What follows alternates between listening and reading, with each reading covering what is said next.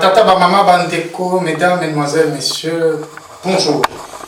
Merci de nous accueillir une fois de plus dans vos maisons. Nous voici sur le plateau de RDC Horizon 2023 que vous connaissez très bien maintenant, avec l'ensemble des panélistes que je vais vous représenter, en commençant par, à ma gauche, M. Bobo Koyamba, pasteur de son État. Bonjour, pasteur Bobo. Bonjour, Patrick Hugo.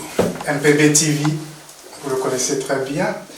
À ma droite, M. Nlandou Cornelis Sassa, je l'ai mis un peu en désordre, mais agence congolaise de presse, directeur de Onesha Africa, le magazine, que vous connaissez très bien aussi maintenant. Bonjour, M. Nlandou. Bonjour, Patrick. Et à l'extrême droite, M. Amba, congoindépendant.com. M. Amba, bonjour. Patrick, bonjour. Voilà, vous savez, nos panélistes habituels, avec la technique qui nous soutient d'une fidélité incroyable, et nous les remercions. Nous sommes le samedi 4 février.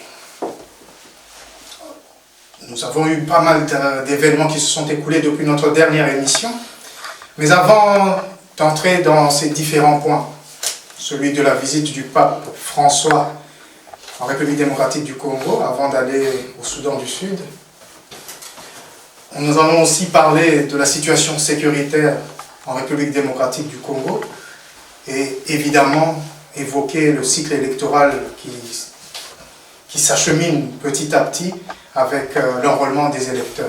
Mais avant toute chose, comme à l'accoutumée, Pasteur Bobo, nous allons commencer par vous. Quelques points d'actualité qui ont retenu votre attention ces derniers jours. Hormis les points cités. Oui, hormis les points cités, mais j'entrais indirectement dans les points cités, c'est le pape au stade, mais ça, on pourra en parler. Oui. J'ai vu des chants, ça m'a marqué 3 chants. 3 chants où on chante Marcelo Tonassi, un grand évangéliste congolais. Protestant de son État. Qui avait critiqué l'Église catholique, qui avait dit que pour lui, tous les catholiques iront en enfer, et les stades lui répond, regarde, les stades est plein. Les Quinois ont aussi fait leur blague à la quinoiserie, on dit Fali Poupa qui a battu Wenye Musique selon les Quinois. Regarde, le pape a battu votre record. Et pour clôturer le tour, on voit Fati Yemela, votre bande défi. Donc les Quinois aiment bien faire de la compétition, mettre les gens en concurrence. Les Quinois et la polémique. Et la polémique. Vous avez un autre point que vous voulez? Autre point, c'est juste d'ailleurs, je vois l'UDPS, une vidéo qui circule sur l'UDPS qui attaque en Bongo avec des chants. On dit que, bon, j'ai écouté, j'ai vu les métiers qui disent, on dit que en Bongo, on sait tuer des enfants au Rwanda. Vous pouvez rappeler qui est Ambongo pour que Ambongo, parce qu'il y a beaucoup d'Africains de diaspora qui nous écoutent. Le cardinal de Kinshasa, notre cardinal. Métropolitain. Métropolitain, oui. On lui dit, tu as des enfants au Rwanda, on les sait. Parce que c'est chaud, c'est très chaud par rapport à ces messages. On pourra en parler par rapport à ces messages. C'était juste l'ambiance, c'est chaud.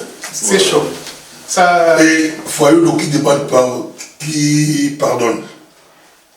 Ça, on va entrer en profondeur dans tout cela. Merci beaucoup, Pasteur Bobo. Monsieur Nlandou, vos points d'actualité qui méritent d'être soulignés. Oui, c'est bien de parler de points d'actualité, Patrick, merci. Je parlerai de l'actualité du forum sur l'agriculture qui a eu lieu à Dakar du 25 au 27 janvier ici dernier. Le président Fachi revenait de Suisse et il a au forum économique de Davos. Et il a atterri directement à Dakar, via les Émirats, évidemment, il est passé par là.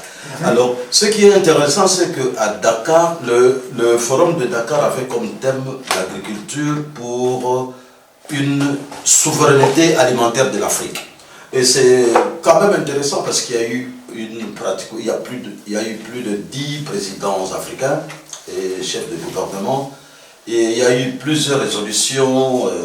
Sur 154 sur 54 ou 55 chefs d'État quand même. Oui, il y avait beaucoup de chefs de gouvernement également. Mais il y a eu, le secrétaire général de l'ONU était sur place, Gutiérrez. Il y avait la BAD qui avait d'ailleurs organisé le forum.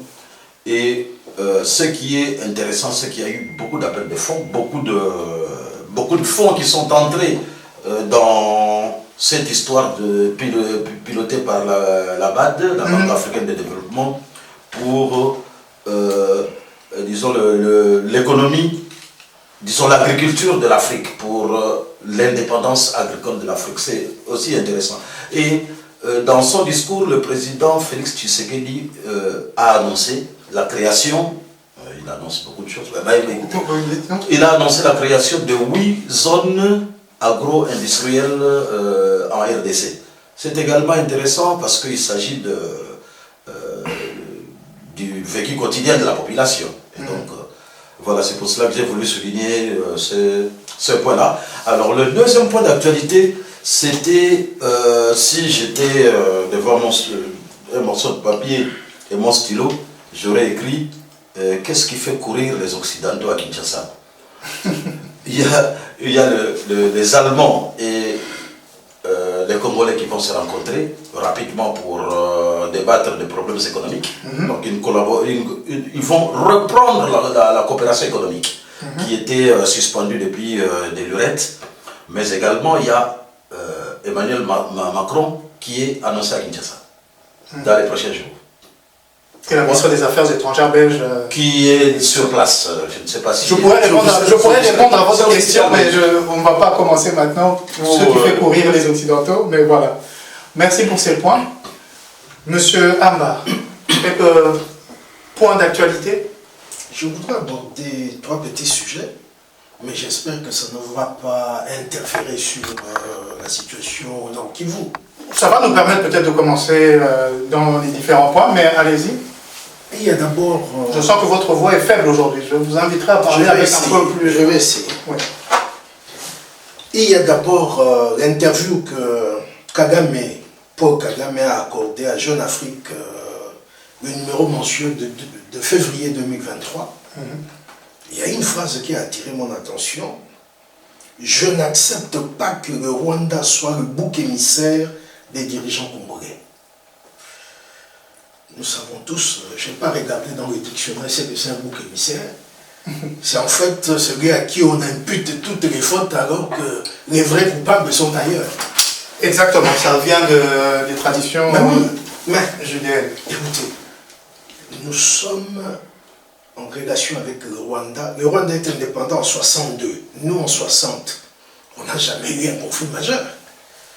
Tout a commencé après l'arrivée des Ikontani, comme on les appelle, le Front patriotique rwandais, en juillet 94. En 96, au mois d'octobre, il y a le pasteur Bizimungu qui était président, qui a affiché un tableau, il dit le Rwanda avant allait jusqu'à tel point au Congo. Il faut qu'on restitue ça. Et puis paf, on nous parle de Banyamulenge qui exigent leur terre. Donc, comment est-ce que Paul Kagame peut dire que le Rwanda ne doit pas être le bouc émissaire? Si nous parlons de Banyamulenge, nous pouvons poursuivre le RCD, nous pouvons poursuivre le CNDP et actuellement le M23. Oui. Mais ça n'a pas été créé à Matadi ou à Kinshasa. Pas du tout. D'ailleurs, Patrick Karegeya, l'ancien patron de services secrets rwandais qui a été assassiné en janvier 2014 en Afrique du Sud, il a dit ce sont des créations que Kagame était aux manettes. Alors ça c'est un. 2, il y a cette histoire de 2 colonels qui ont fait défection. 2 2 colonels des FARDC d'origine rwandaise. Vous avez leur nom? Précisé. J'ai pas le nom ici, on peut trouver. Hein, Non, c'était juste si vous l'aviez, ce serait intéressant. Si on regarde. Mais de toute façon, on peut. On va le L'information retrouver. est officielle, donc. Curieusement, un d'eux est le frère du général Gaïzi, qui est en poste à Goma. Donc, ces 2 colonels. Un frère adoptif? Non, propre Frère, frère. Donc il y a d'autres Rwandais qui sont restés alors? Non, je parle juste des frères que moi j'ai retenus. D'accord. Donc, l'un d'eux, ça c'est tous les médias qui l'ont présenté ainsi, est le frère du général Gaïzi. C'est-à-dire des produits de brassage, mixage, tout ça. Ils ont fui avec armes et bagages et ils ont rejoint le M23. Et ce qui est curieux, c'est que la défection de ces 2 officiers coïncide avec la décision de la RDC de faire expulser les officiers rwandais qui font partie de l'état-major Des forces régionales de l'Afrique, la communauté d'Afrique de l'Est. Et il semblerait que ces officiers-là, rwandais, étaient en contact permanent avec les 2 colonels qui leur filaient les plans de combat, tout ça, et de bataille. Donc ça, c'est le 2e élément. Et le tout dernier... On vous l'accorde, le tout dernier. Oui, la subversion rwandaise qui fait rage au niveau de la twittosphère. J'espère que je prononce bien. Plusieurs sites. Ah, pardon. C'est correct, je Oui, disais. ça fait rage. Ce matin, j'ouvre mon compte Twitter qui je vois un montage. Félix Tshisekedi en train de conduire une voiture taxi. Et on écrit, en anglais évidemment, quand Paul Kagame se battait pour libérer le Rwanda, Félix était un taximan. Or, on voit que c'est un montage. Moi, je vis en Belgique depuis 89. Je n'ai jamais rencontré Félix au volant d'une voiture de taxi. Alors, vous trouvez plusieurs comptes maintenant. Il y a un certain héritier, Maïcha RDC, Mathilde Ouera, Albert Ouda Chimbouroua, Vérité qui dérange, Sugira Mireille. Mais je ne sens pas du côté de l'UDPS ou des fascistes, appelons-les ainsi. Je ne sens pas une riposte. Voilà, donc la guerre... Ils sont forts pour attaquer les Ambon ou les autres, combat interne entre eux, des faillots, mais ils sont absents quand c'est... Parce qu'à ce niveau-là, il faut de l'intelligence. Et justement... la stratégie. Le dernier point que je termine là, justement, aujourd'hui, le site Kivu 24, c'est un autre site, dit à Félix et Kagame sont en tête à tête avec les autres chefs d'État. En tête à tête avec d'autres chefs d'État. Alors, j'ai été étonné de lire certains Congolais ont dit ils suivent cette affaire. D'autres, mais le tête à tête n'a jamais été une rencontre à plusieurs.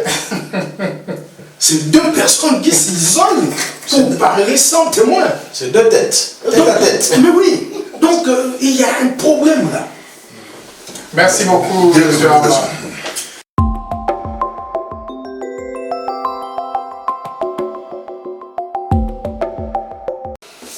Commençons par la visite du pape François, le chef des catholiques.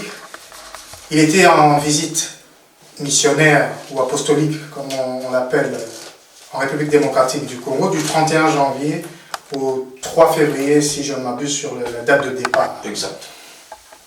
La question que je vais vous poser d'entrée de jeu, c'est, nous le savons, le pape est le chef d'État du Vatican, il est en même temps un chef religieux. Sous ces 2 casquettes, comment avez-vous trouvé les messages ou le message, pour mettre ça dans un terme générique, du pape François à Kinshasa? Et je vais peut-être le décomposer en disant le message à toute la population et le message aux évêques. Comme ça, il y a le chef religieux et puis le chef d'État. Qui veut se lancer? Alors, j'ai choisi un volontaire chinois. Pasteur Bongo, vous êtes volontaire. Le pape arrive à Kinshasa, comme vous l'avez dit, il vient comme chef de l'État du Vatican, reçu comme chef de l'État l'aéroport de Ndjili, je n'avais pas vu Félix Tshisekedi à l'aéroport accueillir le pape. Lui, il a préféré entendre le pape pour parler de la nation. Je n'avais pas compris pourquoi. Et je le vois le dernier jour. Mais le Premier ministre était là. Oui, je vois le Premier ministre, mais je ne vois pas le président. Je n'ai pas compris pourquoi. Mais quand Ambogo a commencé, quand il y a eu des couacs, je vois lui-même Félix, le dernier jour à l'aéroport, accompagné, il voulait être là vraiment, se rassurer, accompagner le pape jusqu'à l'avion. Et le pape est parti pour Soudan du Sud. Le pape arrive comme chef de l'État, ce message a été, on voit qu'il a été coaché vraiment comme chef de l'État. Il vient d'abord le Congo est riche, le Congo ne profite pas de ses richesses, il connaît les Occidentaux. Mais nous on sait que la souffrance du Congo, l'Église catholique aussi en fait partie. Mais bon, il vient avec un message de Dieu pour dire que vous les colons, on t'a vomi sur l'Afrique, on t'a vomi sur le Congo. Il est temps que, c'est vrai que des fois on n'en parle pas. Mais le Vatican, juste entre parenthèses, je crois qu'il est compris dans les Occidentaux. Je crois qu'il ne l'a pas dit comme ça, puisque ça serait un peu gênant, mais il est compris. Nous savons bien que les missionnaires ont servi de la colonisation d'une manière... Jusqu'à aujourd'hui, ils travaillent ensemble, mais il dit qu'il est temps que les richesses de l'Afrique ou les richesses du Congo puissent profiter aux Congolais. Parce que depuis Mobutu, moi je suis né à l'époque, moi je suis né Mobutu président, donc on écoutait ça, on écoutait des cris les Congolais riches, on a des scandales géologiques, mais en réalité, ce n'est pas dit, c'est la vérité. Ça profite au Vatican, aux Américains, aux Belges, aux autres. Il est temps. Là, il attaque l'extérieur. Il a aussi attaqué les pays voisins, les autres, mais en même temps, il a attaqué de l'intérieur. Il était auprès des nations, devant les dirigeants politiques du pays, des Acoliens, pour dire la corruption, le tribalisme. Donc il a été vraiment bien préparé, il savait à quelle audience il avait affaire. Bien coaché, et j'ai vu, même pour moi, j'ai senti la Cinco derrière. Je crois que la Cinco a aussi coaché le Vatican pour préparer le message. Il a été bien coaché. Là, j'en profite pour demander au président Félix Tshisekedi, quand vous voyagez, quand vous faites des discours, c'est toujours bien d'être coaché. Ici, on voit le pape qui arrive dans un pays, il donne des messages, mais on sent qu'il a été coaché. Un message politique, pas seulement Tshisekedi de tout le monde. Un message, ça ne s'improvise pas. Donc on prépare, quand c'est bien préparé, l'impact est là. Le message du pape, par rapport à l'église, par rapport à ce message comme chef religieux. Comme chef religieux, j'ai beaucoup aimé au stade quand il dit aux jeunes de s'éteindre par les mains. Mais son impact politique était plus fort que l'impact religieux. Merci beaucoup, Pasteur Bobo. Monsieur Lanou, je vais me tourner vers vous maintenant. 37 ans après Jean-Paul II, le pape Jean-Paul II, qui était là la dernière fois en 1985, le 14 août, si ma mémoire est bonne. Voilà que le pape François arrive à Kinshasa. Oui. Même schéma, comme chef d'État et comme chef religieux. Merci beaucoup. Mais avant d'entrer dans les vifs du sujet, je voudrais quand même dire... non, je voudrais féliciter l'organisation d'abord. Insatisfait, oui. Ça a été un événement de premier ordre dans le cadre de l'organisation, de la discipline, de la beauté. Que ce soit au niveau de la sécurité, des chorales, de l'habillement. Ça a été un événement planétaire, mais alors exactement comme ça s'est passé au Brésil, dans tous les pays du monde. Et ça, c'était un satisfait qu'il faut quand même prononcer. C'est vrai qu'il y avait, d'après les données officielles, plus d'1 million ou 1 million de... 2 millions d'après le chiffre officiel.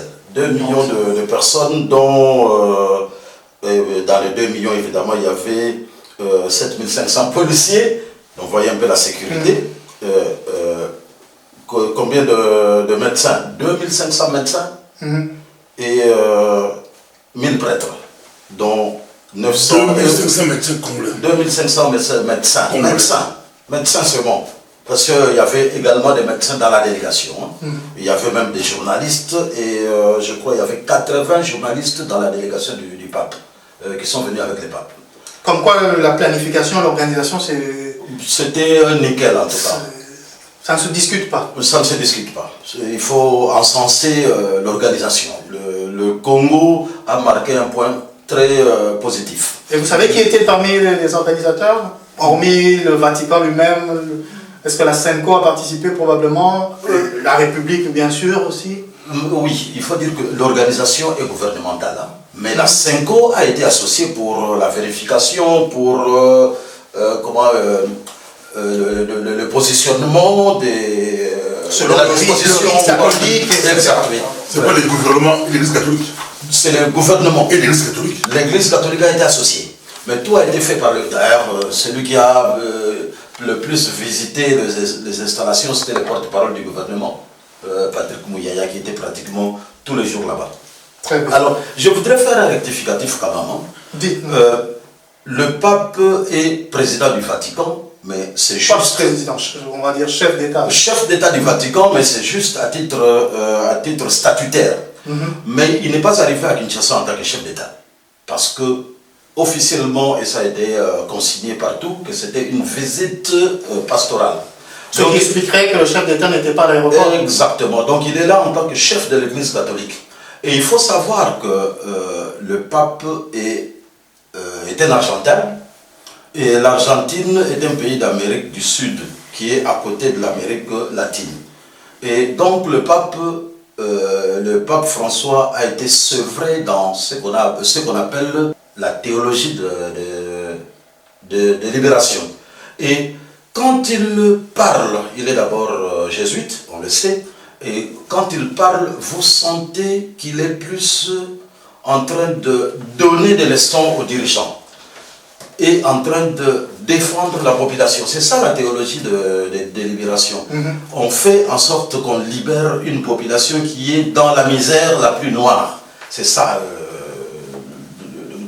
l'origine de la théologie de libération. Et il est là-dedans, les deux pieds dedans. Alors comme chef religieux, puisque c'est d'ailleurs à ce titre-là qu'il était à Kinshasa, le message... Je ne sais pas, avant qu'on me dise, vous dites qu'il est venu à titre comme pastoral, oui, mais... Visite pastorale. Visite pastorale, mais reçu par le Premier ministre. Vous dites que le président n'était pas là, mais le Premier ministre était là, reçu par les chefs du gouvernement, et il va directement auprès de la nation. C'était une visite d'État. C'était une visite d'État. Oui, il a deux casquettes. D'accord. Mais officiellement, c'était une visite, c'est une mission pastorale. Reçu par le Premier ministre et directement auprès de la nation. Mais ça reste un chef d'État, oui. Il a deux casquettes, j'ai dit, il est chef d'État, mais c'est un titre statutaire. Mais il est à Kinshasa le 31 janvier en tant que pape, en tant que chef de l'Église catholique. Et il est reçu comme tel. Et d'ailleurs, c'est un peu comme quand vous allez à Kinshasa, vous allez en visite privée, ou peut-être appelé par...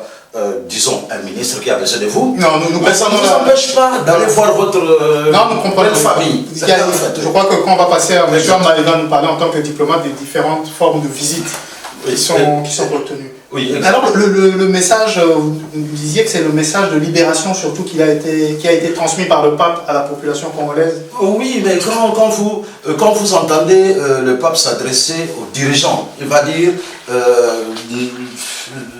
Là, il va parler de la corruption, il va parler de l'enrichissement illicite, ainsi de suite, pour dire que cette population-là est en train de souffrir. D'ailleurs, Mbongo a enchaîné là-dessus, que la population est dans la misère la plus noire. Et donc, le pape va embrayer dessus.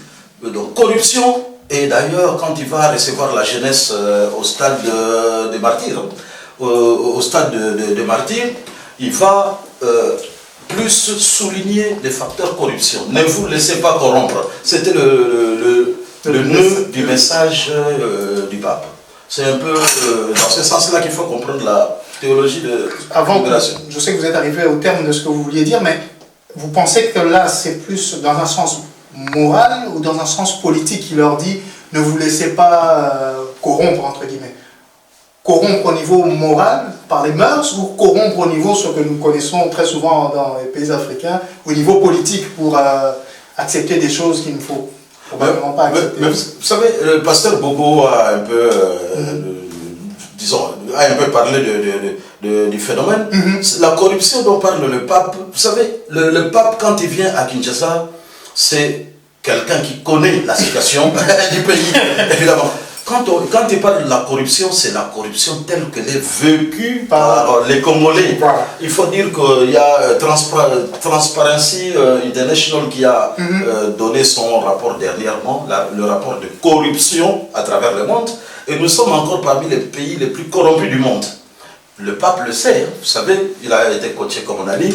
Il est arrivé à Kinshasa, je ne sais pas s'il a été coaché par la Senko ou de toute façon, il arrive à Kinshasa. Il y a des informations. Le monde est devenu un petit village. Il arrive à Kinshasa, il connaît la situation du terrain, il connaît la situation intérieure. Un pays corrompu jusqu'à la moelle, un pays riche et où la population vit de manière très pauvre, il le sait et il le fait transparaître dans son discours. Merci beaucoup. C'est vraiment la corruption telle qu'on la vit dans ce pays-là. Merci beaucoup, M. Landou. Monsieur Amba, je vais me tourner cette fois-ci vers vous. On a parlé du pape comme chef d'État, comme chef religieux. Je vais vous poser la même question, mais je vais commencer par l'Église catholique en République démocratique du Congo. Je crois que c'était ici qu'on avait dit, c'est comme un État dans un État. Oui, tout à fait. J'ai fait quelques petites recherches rapidement. 48 diocèses en République démocratique du Congo. Il faut savoir que les diocèses, c'est des héritiers des circonscriptions territoriales de l'Empire romain.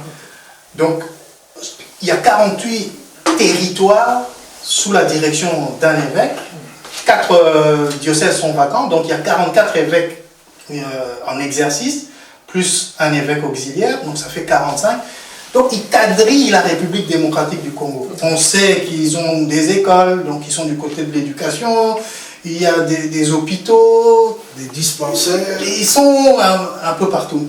Maintenant, en voyant le pape arriver comme ça en République démocratique du Congo, devant ses généraux, les 48 évêques, plus l'évêque auxiliaire, et les évêques émérites, le message du pape, lorsqu'il s'adressait à cette conférence épiscopale, qu'est-ce que ça vous a imprimé dans votre esprit? Mais je crois que tout a été presque dit. Et je vais commencer par Pasteur Bobo qui a dit que le pape a été bien coaché. C'est un chef d'État. Il a des bons services de communication. Et en communication, c'est clair. Quand vous voulez vous adresser à un public, il faut connaître ses attentes. Même si vous avez votre message à vous, mais il faut connaître, ces gens veulent entendre quoi. Et le pape a identifié les attentes de la population congolaise. Je fais un petit coup d'œil rétrospectif. Lambert Mende, quand il était porte-parole de Kabila, il reprochait à l'Église catholique de faire la politique. Ah, ils doivent consacrer leur temps à prêcher l'évangile. Ils ne doivent pas faire la politique. Mais mon Dieu, tout est politique. Donner l'eau potable aux gens, c'est politique.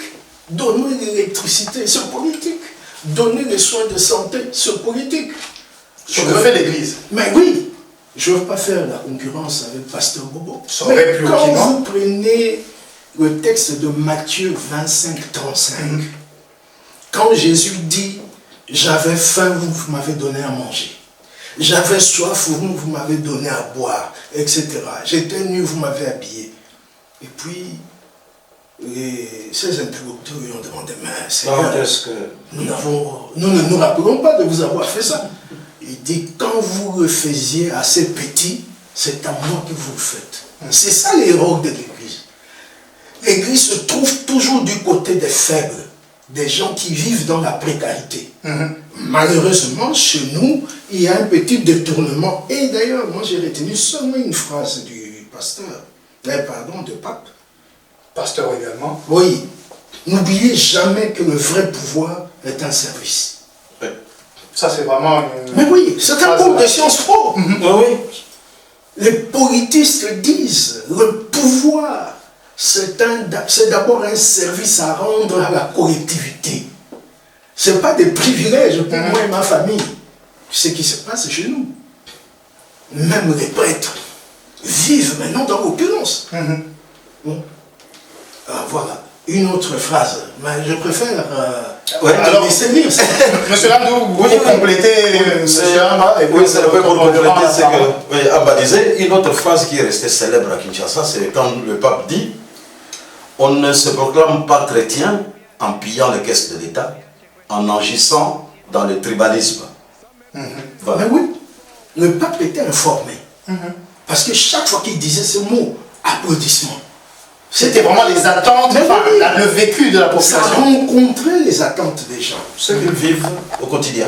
Et puis, j'ai vu dans les réseaux de Kadam quelques sites ont critiqué Félix.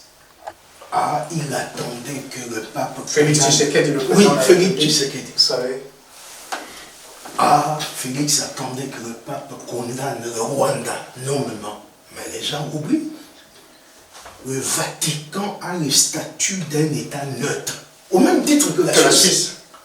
Le Vatican ne peut pas prendre position dans un conflit. Regardez, dans l'affaire de l'Ukraine, le pape parle de manière générale. Il n'a jamais condamné les Russes.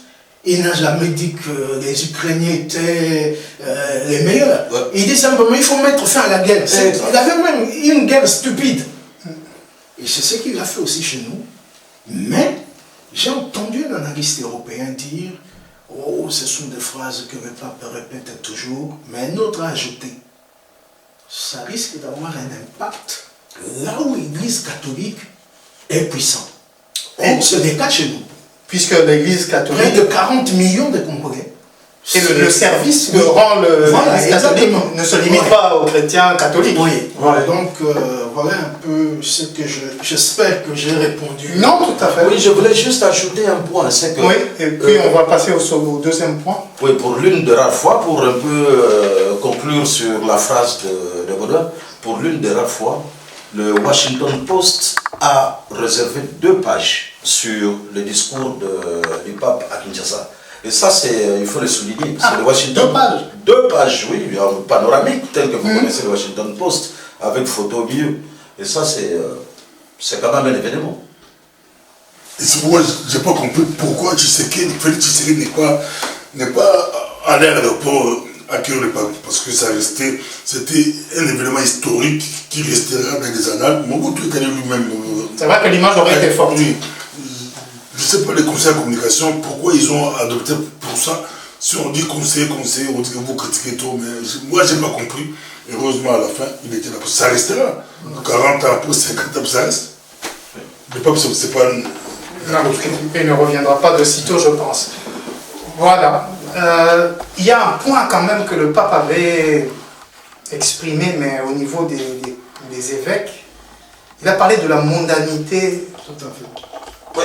Mondanité des chrétiens ou des évêques religieux. Des religieux. C'est-à-dire qu'il faut quand même... je crois qu'il s'est adressé à tout le monde. Oui. Ainsi qu'à ses généraux. Il s'est adressé à tout le monde. Comme ça, oui. Le message... Non, les évêques commencent, comme le frère Patrice a dit, si vous allez à l'église, vous trouvez le monde. Vous allez dans le monde, vous trouvez l'église. Oui, exactement. Donc le message a été bien entendu et il a été bien informé de la situation, même au niveau de la conférence épiscopale également. Mais nous aurions tort de passer à autre chose après ce message du pape. Il faut vraiment qu'on dissèque ça. Parce qu'au fond, c'est un discours, un appel pour changer de mentalité, changer de système, changer votre conception du pouvoir. C'est tout ça. Et il y a même quelqu'un, j'ai lu quelque part, qui dit malheureusement, qu'est-ce que le pape est venu faire à Kinshasa? Parce que dès qu'il a tourné le dos, le Congolais a repris ses habitudes. Et ça serait vraiment une erreur parce que le pape a fait une prière pour le pays. Et si cette prière n'est pas entendue, alors je crois qu'on a vraiment manqué les coches. Merci beaucoup, monsieur. Même le niveau d'organisation, si on prend l'arrivée du pape comme le standard, que tout soit à ce niveau-là, il peut faire des choses grandes. C'est que ce pays-là a le moyen d'améliorer le pays. J'ai un peu revu les périodes Mobutu, quand Mobutu recevait ses hôtes. Oui. C'est un peu... Il commence à rehausser le niveau. Ouais. Je crois qu'on devrait effectivement se référer à cet événement pour l'avenir, mais l'avenir proche.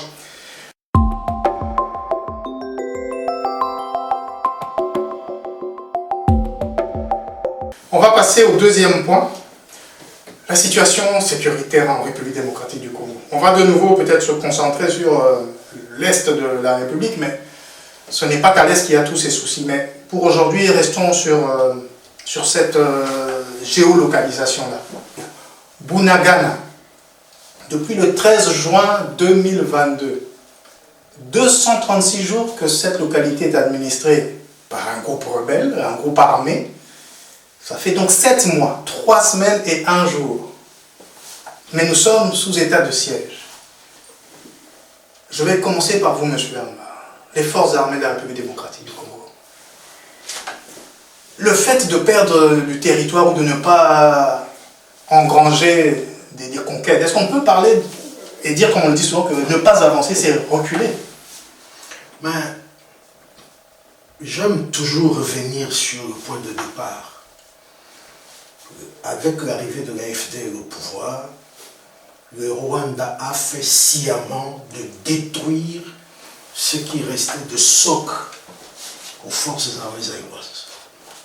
On a envoyé plusieurs milliers de nos éléments à Kitona dans une sorte de... même pas sorte, dans un camp de concentration.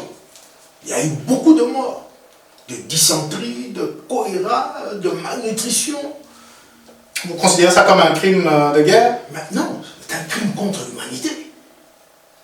Et cette manière de traiter les humains, donc vous niez leur humanité. Ils sont morts de maladies dues au fait qu'il n'y avait pas d'hygiène, tout ça et consort. Alors aujourd'hui, quand vous entendez les gens dire « Oh, armée en Oboni, les autres bondatés », mais c'est quelle armée? L'armée est brassée là. L'armée, comment on dit encore, mixé, avec des troupes venues du Rwanda. Alors, je vais tout de suite entrer dans l'échange. Alors, mais pourquoi alors se lancer dans la guerre quand vous savez que vos forces ne sont pas des forces? Non. Et pourquoi l'état de siège puisque vous n'avez pas d'armée? Donc, moi je crois que Félix Tshisekedi a cru que l'état de siège n'a pas encore été appliqué. Bon, il faut peut-être dire un mot sur l'état de siège. 1 an, 9 mois et 1 jour après. Oui. L'état de C'est siège. long hein, pour un instrument temporaire. Oui. L'état de siège, souvent beaucoup de gens utilisent ça à tort et à raison. C'est la situation où un pays face à un péril à l'intérieur. Donc, ça risque de perturber le bon fonctionnement des institutions ou la sécurité à l'intérieur. Et on cède une partie du pouvoir à l'armée et on restreint les droits et libertés. Malheureusement, aujourd'hui, les gens manifestent dans le Kivu, le Nord Kivu. L'état de siège est devenu une coquille vide. Mais le problème est là, fondamental. Nous n'avons pas une armée nationale digne de ce nom. Parce que regardez, il y a eu le fameux colonel Samatam qui avait fui, qui avait fait défection. Il a rejoint Minembwe. L'autre colonel Michel Rukunda, alias Makaniki, il a rejoint Minembwe aussi. Maintenant, les 2 colonels que nous venons de citer, ils étaient en poste à Goma. Alors, pendant que nous sommes sous état de siège, sous administration militaire, on n'a pas fait l'inventaire, si je peux me permettre ce terme, de savoir qui sont dans nos rangs.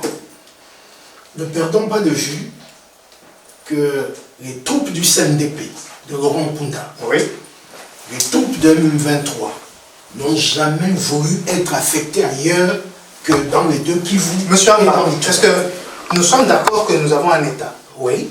Et que c'est l'État qui dirige, pas les troupes ou les militaires. Oui. Et des troupes, des unités ou des bataillons décident contre l'autorité de l'État de ce qu'on doit faire d'eux. Et on laisse faire. Non, mais Patrick, nous perdons de vue que nous avons été dirigés pendant 18 ans par Joseph Kabila, qui est un agent. Nous sommes d'accord. Même personne. Nous sommes d'accord. C'est-à-dire qu'il n'a rien fait pour doter le pays d'une armée digne de ce nom. Qu'avons-nous fait, nous, maintenant, pour avoir cette armée? Mais le mal est profond. Alors que devons-nous faire? Que devons-nous faire? En tout cas... Vous n'êtes pas le chef de l'État, ni le chef d'état-major, ni rien, mais je vous pose la question, puisque nous sommes ici entre analystes, pour savoir pourquoi agissons-nous de manière aussi hétérodoxe, si vous pouvez me permettre ce terme. On fonctionne de manière dépareillée. On fait des choses avec des moyens que nous n'avons pas. En français facile, hétérodoxe. Non, mais c'est-à-dire l'inverse d'orthodoxe, c'est-à-dire en suivant les canevas, les standards. Comme des amateurs. Puisque là, on est en train de... On veut faire la guerre, mais on n'a pas l'armée. On sait très bien pourquoi et qui sont les responsables, mais on n'en fait rien. On se lance dans des états de siège. Bon, parlons un peu du M23. Vous nous avez parlé des forces armées de la République démocratique. Parlons un peu du M23 et des forces régionales de l'Afrique de l'Est. Je passe la parole à M. Lan, mais je reviendrai vers vous, M. Amba. Ah oui. Je vous prends à pied levé? Non, pas du tout. Pas du tout, on est là pour ça. Le M23, si j'en crois les dernières informations, serait sur un nouveau théâtre d'opération près de Saké. Il semblerait que le conflit, la bataille est en train de glisser de l'Est vers l'Ouest. Au-delà de Rutshuru, Kichanga, Massissi, maintenant on arrive vers Saké. Le M23, quelle est selon vous, selon vos analyses, vos informations, la finalité qu'ils ont dans leur esprit pendant qu'ils font ce genre de déploiement? Qu'est-ce qu'ils comptent faire? Couper Goma, créer une zone de non-droit, ou plutôt un ghetto de leur côté qu'on ne pourra plus jamais récupérer? Oui, moi j'ai toujours été d'avis que le M23 fonctionne comme une certaine force de sécurité pour l'économie rwandaise, simplement. Parce que je suis bien convaincu que le M23 n'ira jamais au-delà d'une certaine frontière, d'une certaine limite. Ils ne vont pas éparpiller leurs forces pour se concentrer sur un certain territoire où le Rwanda a accès aux richesses. C'est un peu ça l'un des objectifs du Rwanda. D'ailleurs, ils disent... Donc, créer un corridor réservé au Rwanda, oui, où tout peut se faire, le commerce, etc. Oui, mais quand Kagame parle, il parle de la sécurité des gens de Banyamulenge. Le M23 parle d'une force qui sécurise les habitants de Rutshuru et ainsi de suite, de Banyamulenge et ainsi de suite. Mais moi, je voudrais un peu faire marche arrière pour dire, aujourd'hui d'ailleurs, le M23 est pratiquement à la porte de Goma.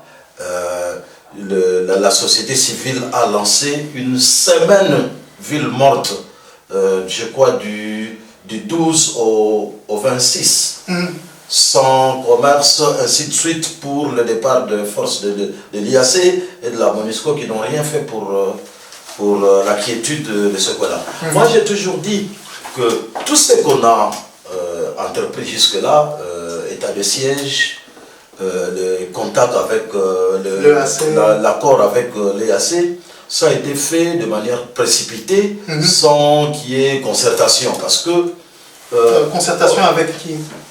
Concertation, le parlementaire et la présidence, disons le président de la République. Parce qu'il faut savoir qu'on est en train de gérer un pays, et pas un tout petit village où, du jour au lendemain, on peut décider de faire ce qu'on veut. Parce que, qu'est-ce qui était urgent?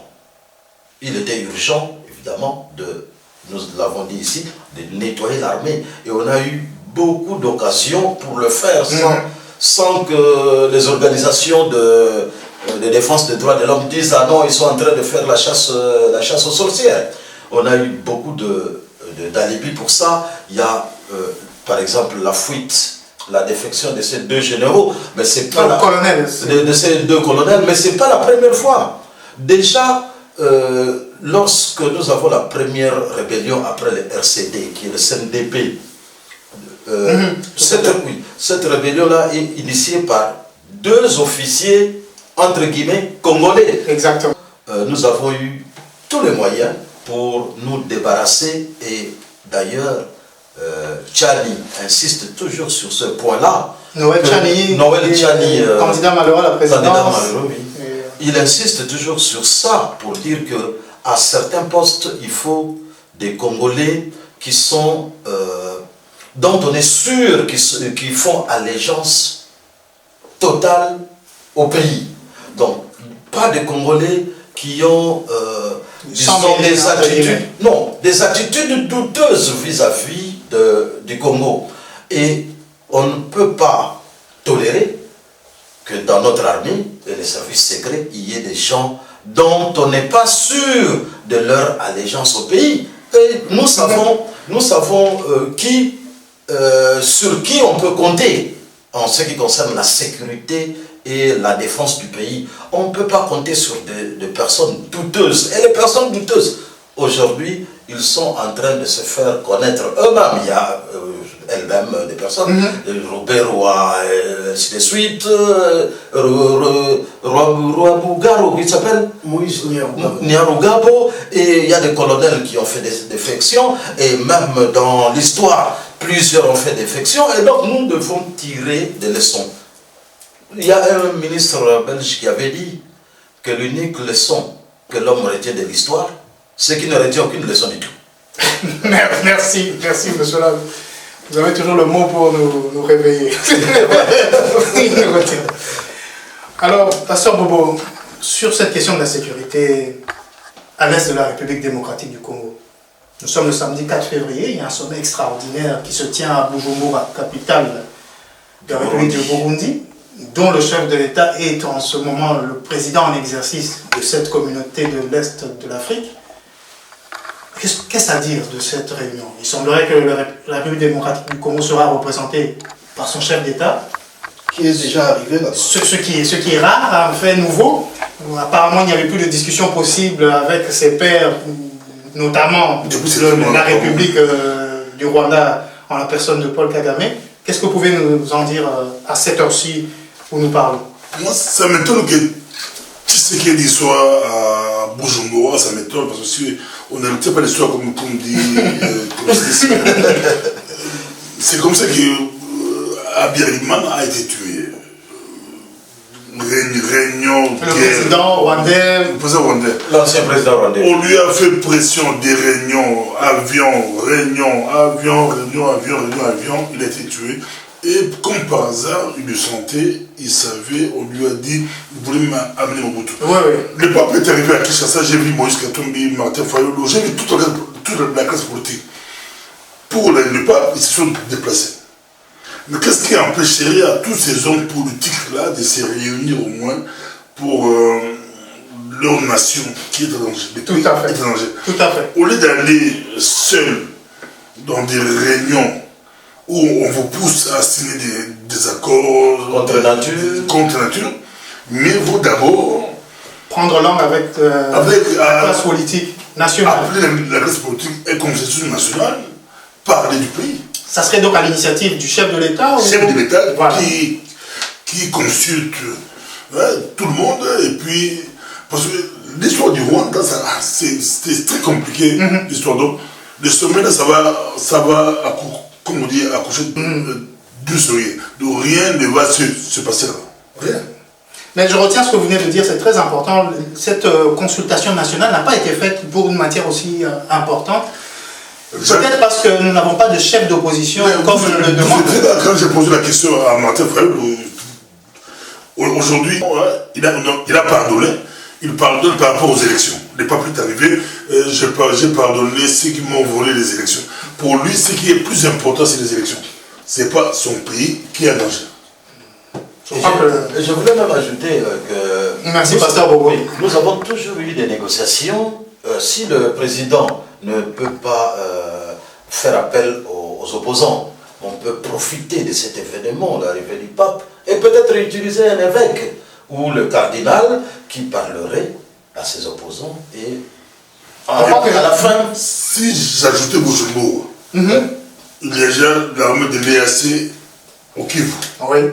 Mais le M23 continue à prendre des territoires. Il prend des territoires et nous on peut reculer. Il y a aussi des officiers rwandais qui... Et on résiste. Et on résiste, oui. On recule. On résiste. On recule. Et l'armée qui est l'armée de l'EAC est au Kivu. Mais moi je crois que c'est intéressant quand même, pasteur Boko, que le président soit là. Parce que avant d'y arriver à Bujumbura, il a fait une déclaration forte où il dit que les forces de l'IAC n'ont produit aucun résultat positif.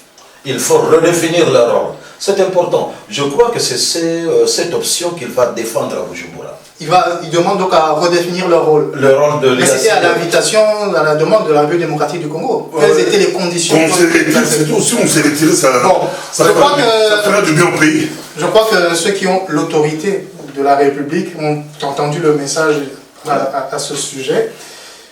Monsieur Amba, vous ne nous avez pas parlé du sommet. Est-ce que vous avez quelque chose à ajouter par rapport à ça? Et sinon, alors nous passons au dernier point, celui de la CENI. Je voudrais répondre à la question pertinente que vous avez posée. Quelle est la finalité du M23? Oui. Le M23 voudrait amener Félix Tshisekedi à négocier. Parce que jusqu'ici, Félix Tshisekedi dit « niet ». Pas question de négocier avec eux. Nous ne voulons plus qu'il y ait d'autres brassages, d'autres mixages dans nos armées, services de renseignement. Ce qui est tout à fait cohérent et logique. Mais eux, ils occupent le territoire national, une partie du territoire national, et ils entendent absolument monnayer ça contre quelque chose.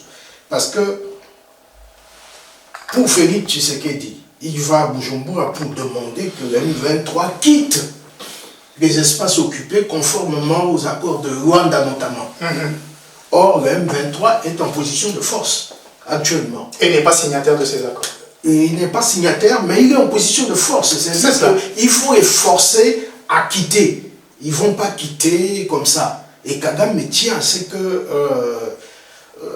reste là. Et puis, je ne sais pas, c'est peut-être un détail, mais un détail très important. Vous savez, en octobre 1996, pour mener la guerre de la FDL, l'armée patriotique rwandaise avait un narratif. Ils viennent au secours de Banyamulenge, à qui on avait dépossédé de leur citoyenneté zaïroise, et puis on leur a dépossédé de leur terre. Ça, c'est octobre 1996. Actuellement, le narratif a changé. Il est de plus en plus question d'un génocide contre les Tutsis, qui sont au nord Kivu, en Ituri. Et quand vous lisez ça, vous voyez en toile de fond l'idée de contacter l'ONU pour dire il y a un peuple qui n'est pas accepté, minoritaire, qui n'est pas accepté là. Territoire. Ils occupent le territoire. Il faut organiser un référendum pour les consulter au nom du fameux droit de chaque peuple à s'autodéterminer. Moi, je crois que nous allons faire ça. C'est-à-dire, si nous ne parvenons pas à battre le M23 sur le terrain, eh ben nous allons faire ça parce que les Rwandais ont tissé une sorte de toile d'araignée dans plusieurs agences onusiennes.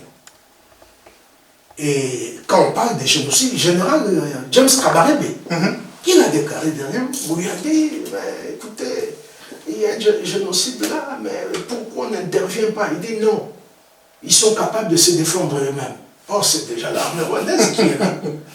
Donc, la crainte est là que nous puissions un jour entendre il faut un référendum.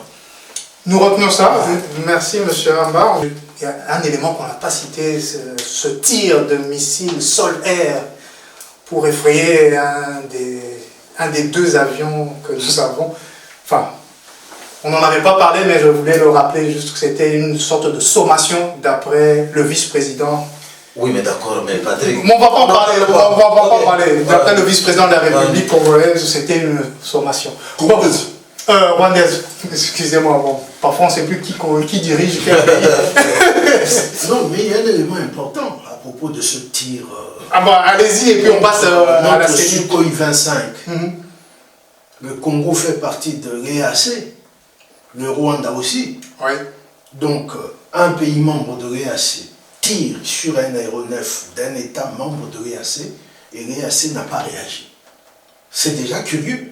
Ah, mais Pour éviter l'escalade. Mais on va... C'est des complices. Mais bon, il faut en parler.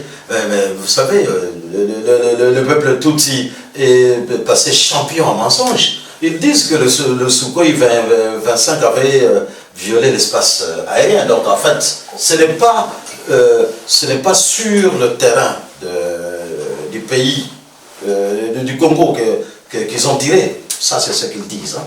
Mais moi, ce qui m'a interpellé, c'est plutôt on tire sur un Sukhoi 25 et les Sukhoi 25 courent se cacher sur l'aéroport.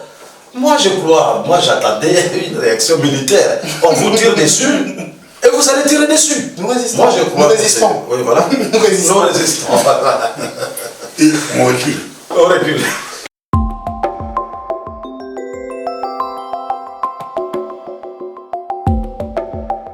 Pasteur Bobo, je vais commencer par vous et finir par ma droite.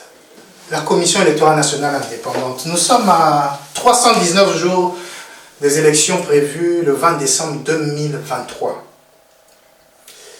La CENI avait lancé l'ère opérationnelle 1 pour l'opération des enrôlements, l'enrôlement des électeurs plutôt. Cette phase devait commencer et avait commencé le 24 décembre pour se terminer le 24 janvier.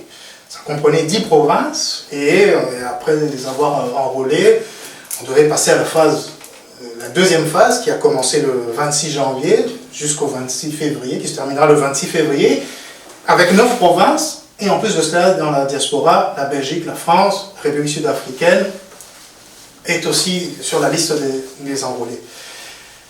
Mais lorsqu'on avait commencé à parler de cette phase en début de l'année 2023 ici, vous me disiez, mais Monsieur Kadima, le président de la Commission électorale nationale indépendante, est un expert, etc. Le planning, il a répondu, il a prévu tous les cas de figure. Voilà qu'on vient de prolonger de 25 jours l'ère opérationnelle 1. Et lorsque nous écoutons sur Radio Okapi, pour la citer, un des porte-paroles ou le chef de la communication de la CENI, tous les griefs que notamment M. Lando avait exprimés ici, s'agissant des photos qui étaient extraordinaires, s'agissant des bureaux de vote, des bureaux d'enregistrement des électeurs que M. Lando avait signalé où il y avait des bureaux qui n'avaient pas été ouverts du tout, etc. Tout ça, le chef de la communication de la CENI les a tous cités et listés en disant c'est pour toutes ces raisons que nous accordons 25 jours de plus. Donc, l'ère opérationnelle continue jusqu'au 17 février, pendant que l'ère opérationnelle 2 a commencé. Votre sentiment sur cette expertise et cette préparation à tous les cas de figure, sachant qu'il y a eu déjà 2 cycles électoraux qui nous ont précédés, on aurait pu déjà tirer des leçons. Vous gardez le même sentiment de tout est sous contrôle?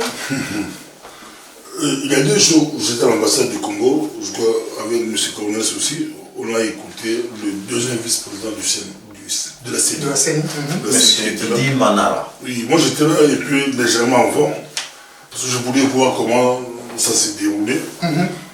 J'avais téléphoné à l'ambassade, au premier consulat, à l'ambassade. J'avais téléphoné pour réserver que je voulais qu'on puisse venir et puis voir. Non, mais, et ils m'ont proposé de passer des jours. Où le vice-président était là. Je suis passé. Heureusement, il était là déjà avant, en aparté, on a beaucoup parlé. Ils sont trop sûrs d'eux-mêmes. Hein. Ils sont trop sûrs d'eux-mêmes. Hein. J'avais un peu bousculé ton liste ici, mais je crois qu'il avait raison. Il avait raison. Quand vous l'écoutez, ils sont trop sûrs d'eux-mêmes. Mais en réalité, il n'y a presque rien. Par exemple, à l'ambassade, je vais poser la question par rapport aux gens qui vont s'enrôler aux États-Unis, par exemple. Ça sera l'ère opérationnelle numéro 3 qui commencera le 17 février. Washington. Même à Bruxelles, c'est limite.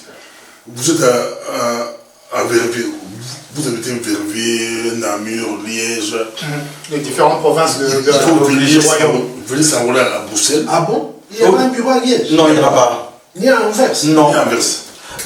Ça, c'est le vice-président le consulat est fermé. Oui, il faut venir ici. Il faut avoir un bureau. Attendez. On va laisser le pasteur pour vous. Il faut venir ici. Matériellement, c'est difficile, c'est moins difficile. Mais même, prenez maintenant aux États-Unis. Ah, c'est pire. Vous habitez Colorado, Californie. Un pays continent. Il faut prendre l'avion 6 heures, 4 heures, 5 heures et arriver à Washington. Il faut être prendre l'hôtel, dormir là-bas pour s'enrôler. Donc tout n'est pas sous contrôle au niveau logistique, que ce soit sur le territoire de la République et dans la diaspora, on a le même problème de logistique. En gros, ça soit un vote symbolique, hein, il veut y avoir quelques personnes. Mais ça sera très très compliqué pour les gens déjà Belgique limite, France un peu compliqué, mais Canada et États-Unis, ça sera ils sont tous d'eux-mêmes. Hein. Et j'avais posé aussi la question par rapport au hacker. Oui.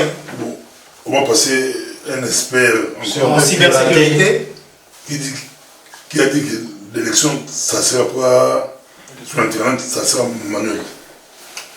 Merci, pasteur Bobo. C'est sous contrôle.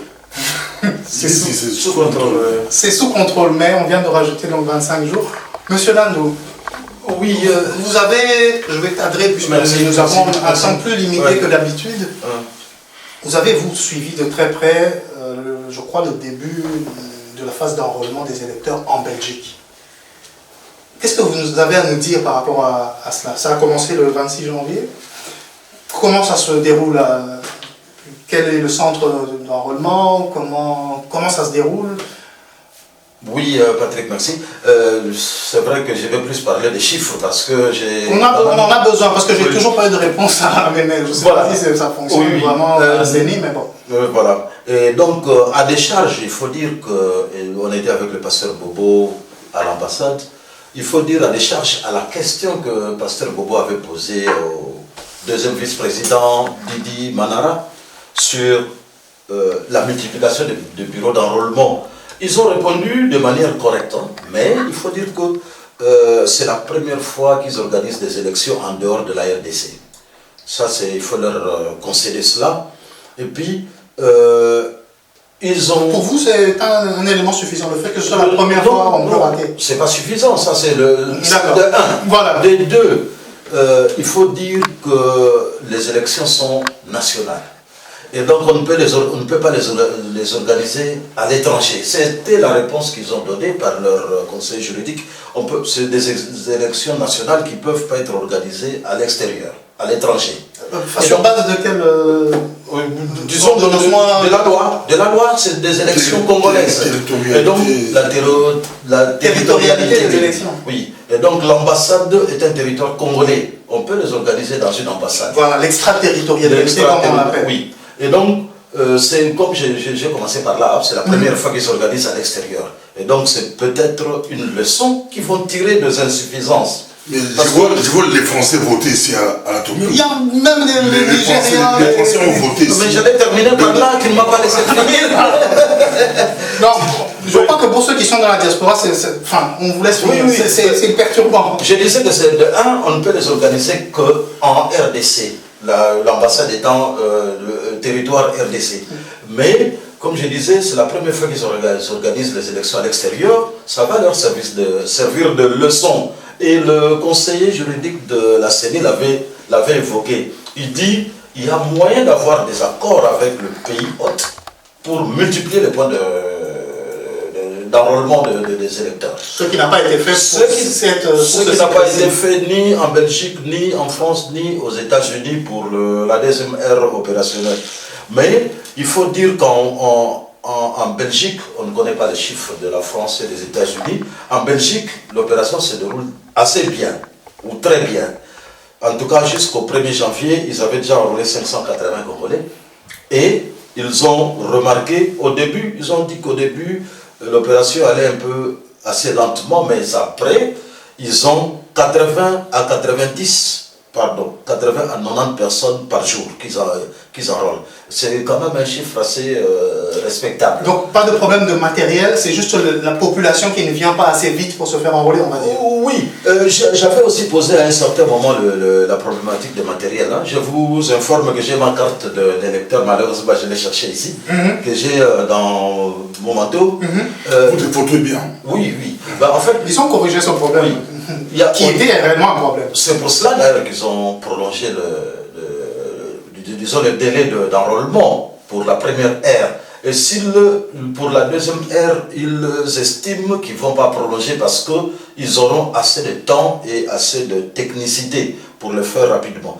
Donc, au début... C'est discutable, mais je vous laisse finir. Au début, en fait, il y a eu beaucoup de problèmes parce que le matériel était mal réglé, sûrement. Ils devaient faire des actualisations, des updates. Et le personnel était insuffisamment formé. Mais malgré la formation, je vous coupe chaque fois, mais c'est pour étayer, malgré qu'il y a eu 2 phases de formation, la formation des formateurs et puis les autres formations, mais c'était toujours pas suffisant. C'est plutôt, disons, ils l'ont fait de manière accélérée. Je vous ai répondu la fois passée pour dire que la CENI a un personnel contractuel, qui est le personnel de direction.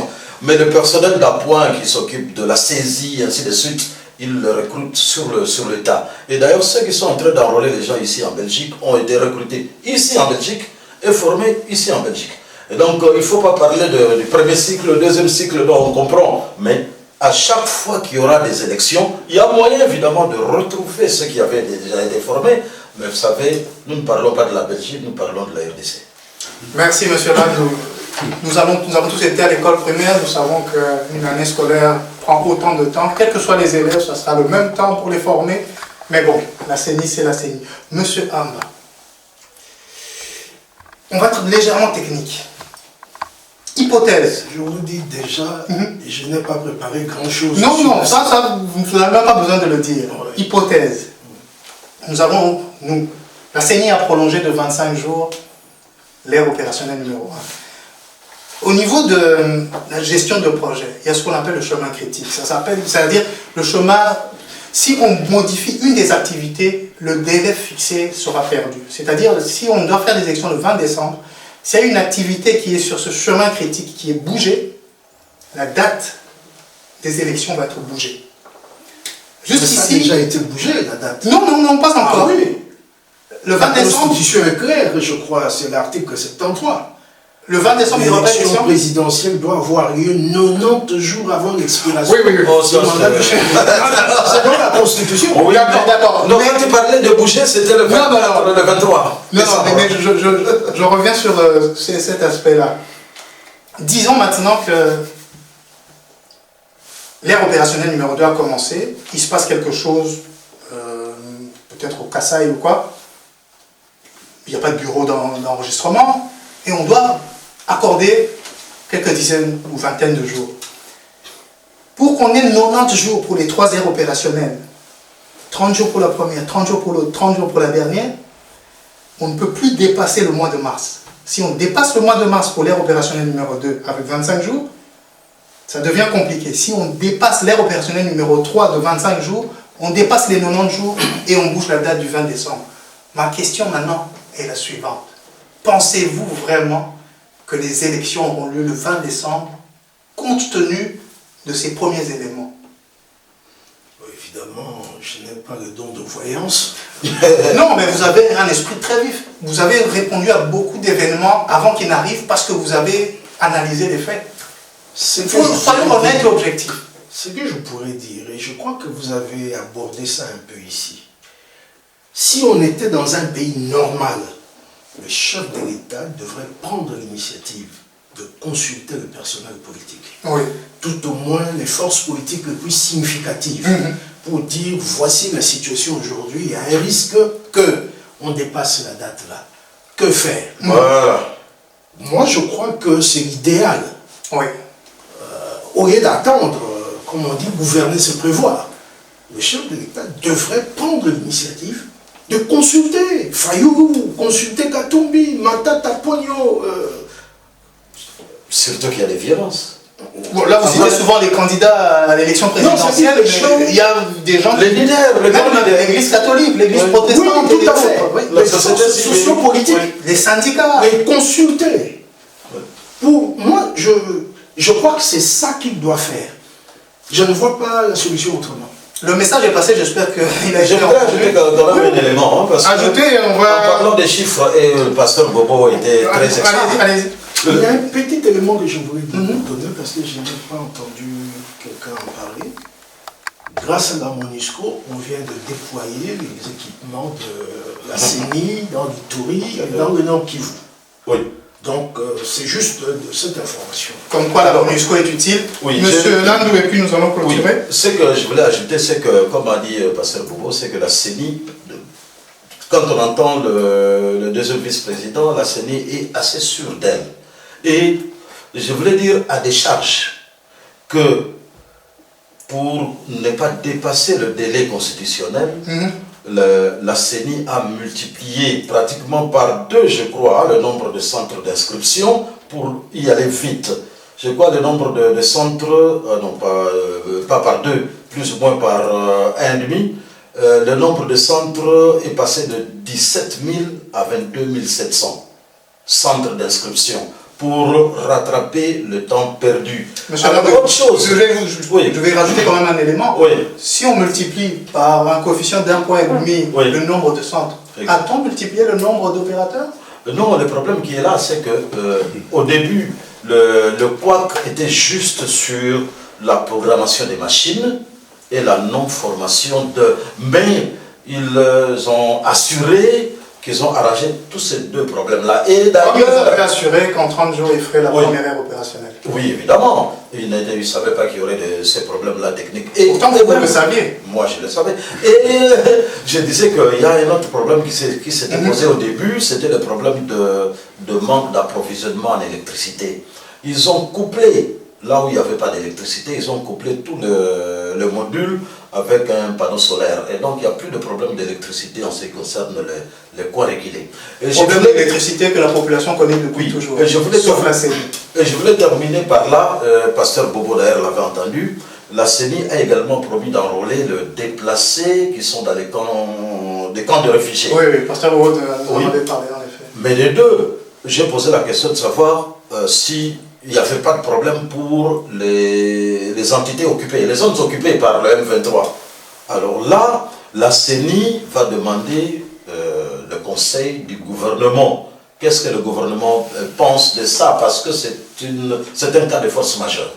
Et donc on ne sait pas enrôler les gens dans les zones occupées, mais ceux qui sont les déplacés internes, on va les enrôler. Merci beaucoup, M. Landou. Avant de clôturer, un dernier message à la CENI, parce que nous, c'est RDC Horizon 2023. Monsieur Landou en a parlé, et c'est ce que vous avez fait, vous avez doublé le centre d'enrôlement. Très bien. Il y a une autre option pour ne pas perdre de temps. C'est faire des activités en parallèle. L'ère opérationnelle 3. Commencez plus tôt. Comme ça, si vous avez à bouger de quelques jours, à ajouter 10 ou 15 jours, vous resterez dans le temps. J'espère que le message est passé. Je tenais à remercier l'équipe technique qui travaille d'arrache-pied pour que vous ayez presque en temps réel nos émissions.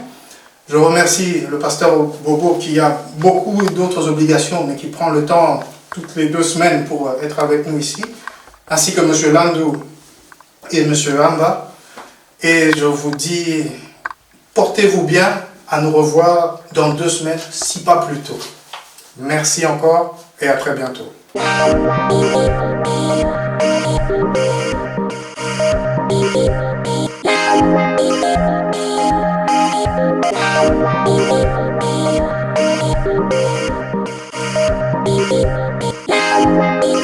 you.